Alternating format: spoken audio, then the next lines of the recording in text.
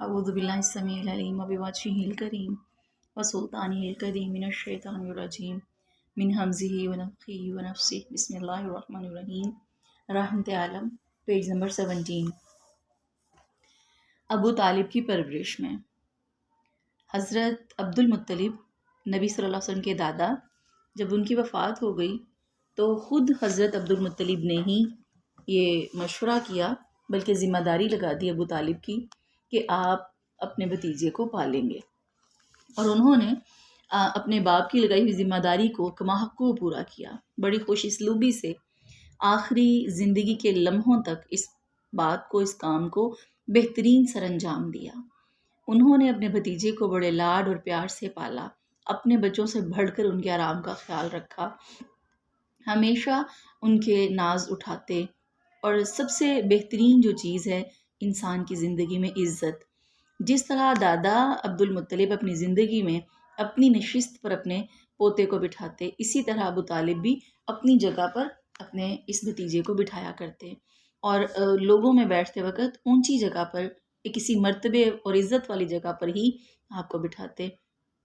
لوگوں میں بیٹھتے یا کسی بڑے عہدے پر جب کسی سفیر سے ملاقات کرتے، کسی بھی اہم کام میں ہمیشہ نبی صلی اللہ علیہ وسلم کو اپنے ساتھ رکھتے۔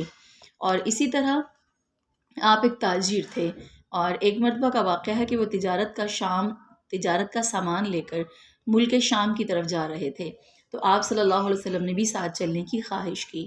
چچا اپنے اکلوتے بھتیجے کی خواہش کو رد نہ کر سکے، حالانکہ سفر بہت مشکلات سے بھرا ہوا ہوتا تھا اور تجارت کے لیے، کاروبار کے لیے جا رہے تھے، لیکن بھتیجے کی بس کہنے کی دیر تھی اور روکا نہ جا سکا، اور ساتھ لے کر چل پڑے۔ اور راستے میں آپ صلی اللہ علیہ وسلم آپ کے ساتھ تھے، اور ایک جگہ آپ نے پڑاؤ کیا تو وہاں پر ایک راہب تھا۔ وہ راہب اس جگہ پر سے گزرا، اس نے نبی صلی اللہ علیہ وسلم کو دیکھا، اور دیکھتے ہی اس نے کچھ ایسے کام دیکھے، مثلاً اس نے بعد میں اس کا ذکر بھی کیا، کہنے لگا کہ میں نے دیکھا کہ جس راستے سے آپ کے ساتھ آپ کا یہ بھتیجا گزر رہا تھا، اس راستے پر بادلوں کا سایہ تھا، اور بادل ساتھ ساتھ سفر کر رہے تھے۔ میں نے دیکھا کہ جس جگہ پر یہ آپ رکے، اس جگہ پر جو پہاڑ اور جو درخت تھا وہ سجدے میں جا رہا تھا۔ اور ایسی چیزوں کو دیکھنا ایک عام نظر کے بس میں نہیں ہوتا۔ وہ عیسائی راہب تھا، بہت بڑا عیسائی عالم تھا، اور اس نے ہی یہ منظر دیکھا، وگرنہ یہ چیزیں عام لوگوں کو دکھائی نہیں دیتی۔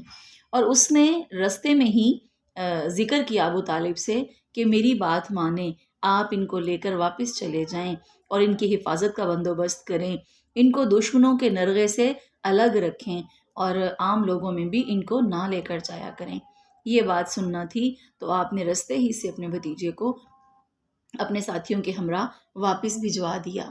جب آپ صلی اللہ علیہ وسلم کی عمر 12 سال ہوئی تو آپ صلی اللہ علیہ وآلہ وسلم عرب بچوں کے دستور کے مطابق بکریاں چرانے لگے۔ عرب میں اس وقت لکھنے پڑھنے کا رواج نہیں تھا، اس لیے آپ صلی اللہ علیہ وآلہ وسلم کو بھی لکھنے پڑھنے کی کوئی تعلیم نہیں دی گئی۔ اس طرف کسی نے توجہ ہی نہ دی، رجحان ہی نہ ہو سکا۔ حالانکہ ایسا نہیں کہ وہاں کوئی پڑھتا لکھتا ہی نہیں تھا، بہت سے لوگ لکھے پڑھے تھے۔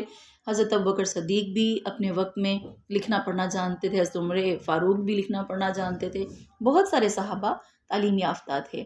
لیکن چونکہ آپ صلی اللہ علیہ وآلہ وسلم کی زندگی کا ایک ایک پل اللہ کی پلاننگ کے مطابق چل رہا تھا، اور آپ کو اللہ نے امی رکھنا تھا، اس وجہ سے آپ کی تعلیم کا کوئی بندوبست اس دنیا میں کیا جانا اللہ کے کو مقصود ہی نہیں تھا۔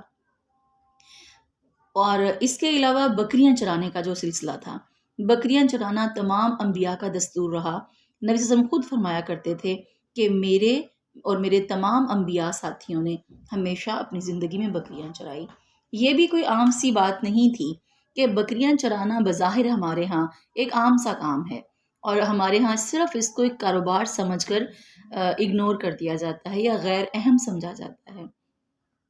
اللہ کے نبی جو کام کریں اور پھر تمام انبیاء ہی وہ کام کریں، اور وہ کام اپنے اندر کوئی خیر اور بھلائی نہ رکھتا ہو، یہ کیسے ممکن ہے؟ بکریاں چرانے کے اندر بہت ساری اور بھی خیر و برکت اور وجوہات ہیں، لیکن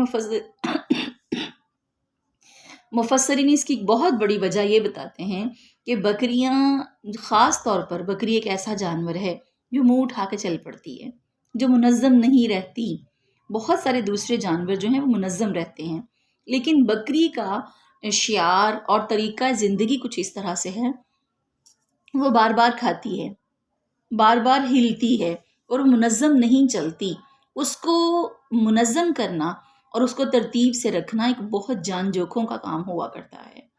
اور بکری ایک جانور ایسا ہے جو سختی سے نہیں پالا جاتا. اس طرح کی کچھ ایسی خصوصیات ہیں جو خاص طور پر اللہ تعالیٰ نے انبیاء سے بکریاں چرائیں. جو ایک انسان ہے، انسان کا بچہ بھی اندرونی محبت اور شفقت مانگتا ہے، اسی کا طلبگار ہے. سختی کے ساتھ پالنا اور چلانا اور حکم اور فزیکل سختی اور مینٹلی سختی، یہ کسی بھی تعلیم نہیں، تربیت کے لیے موضوع نہیں ہے. تعلیم تو پھر بھی سختی سے دی ہی جا سکتی ہے، مگر تربیت نہیں دی جا سکتی. تربیت کے لیے نرمی اللہ رب العزت نے انبیاء کا خاصہ بنائی، اور ان کا بچپن ہی سے جو کام تھا وہ بکریوں کو منظم کرنا. اسی طرح منہ اٹھا کے چلنا لوگوں کی ایک عام طریقہ ہوتا ہے. 10 بچے ایک ماں ایک طریقے سے منظم نہیں کر سکتی، اور ایک جماعت کو منظم کرنا، مسلمانوں کی کثیر جماعت کو منظم کرنا. کچھ اس طرح کی تربیت کے لیے بھی انبیاء سے بکریاں چرائی گئیں.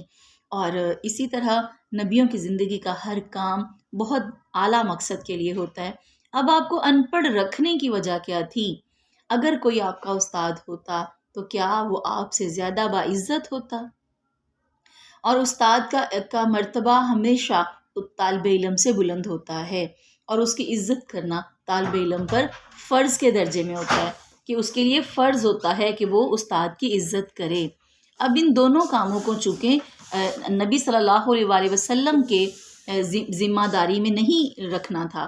اور دوسری بات یہ تھی کہ نبی صلی اللہ علیہ وآلہ وسلم کی جو تعلیم تھی، اگر آپ لکھنا پڑھنا جانتے تو پھر آپ کی تعلیم کو منسوخ کر دیا جاتا آنے والی زندگی میں، کہ آپ نے کتابوں سے علم لیا ہے، آپ نے خود گھڑ لیا ہے، یا آپ کی تعلیم کسی کی مرہون منت ہے. چونکہ آپ کا گائیڈر اللہ کو خود بننا تھا، اس لیے آپ کی تعلیم کو اللہ سے منسوخ کرنے، قائم رکھنے، یہ دلیل بنانے کے لیے اللہ تعالیٰ نے ان کی تعلیم کے لیے کوئی بندوبست بنانے ہی نہیں دیا. اور ویسے بھی انسان کی زندگی میں بچپن ہی سے جو محرومیاں اور کمیاں ہوتی ہیں، ان کی بھی کئی وجوہات ہوتی ہیں. بغیر وجہ کے وہ کمیاں نہیں ہوتی، مگر بس یہ کہ وہ سمجھ میں آ جائیں تو اللہ کا احسان اور اس کی رہنمائی کی سمجھ آ جاتی ہے. اسی طرح نبی صلی اللہ علیہ وسلم نے جو کام تعلیم میں نہیں خرچ کیا، جو وقت نہیں لگایا، تو پھر آپ کیا کرتے؟ اپنے چچا کے ساتھ مل کر کاموں کا تجربہ سیکھتے رہتے. اب آپ کے جو چچا تھے، ان کے پاس دوسرے ممالک سے سفیر آتے، اور آپ کے چچا کے ذمہ بیت اللہ کی رکھوالی، بڑے بڑے لوگوں سے ملنا، آپ سرداران قریش سے ملتے، باہر کے لوگوں سے ملتے. اب اتنے کام اور اتنی ذمہ داریاں جو وہ نبھاتے، اور آپ جس عمر اور جس مرتبے اور جس عہدے پر تھے، آپ کے چچا وہ جو بڑے بڑے کام کر رہے تھے، وہ آپ بچپن ہی سے ان کو دیکھ دیکھ کے اور ساتھ رہ رہ کر اس پر ماہر ہوتے جا رہے تھے. اس طرح اللہ تعالیٰ نے آپ کو سوشلزم کا علم دیا، اس طرح اللہ تعالیٰ نے آپ کو لوگوں کے ساتھ ریلیٹڈ معاملہ فہمی کا علم دیا، بہت سارے دوسرے تجربات سے گزارا. اور جو یہ علم تھا، جو کائنات کا علم تھا، جو علم قرآن و حدیث کا علم تھا، وہ اللہ رب العزت نے آپ کا سینہ چاک کیا اور جبریل کے ذریعے آپ تک وہ سارا فراہم کر دیا. اسی طرح رفتہ رفتہ آپ صلی اللہ علیہ وسلم جوانی کی عمر کو پہنچ گئے.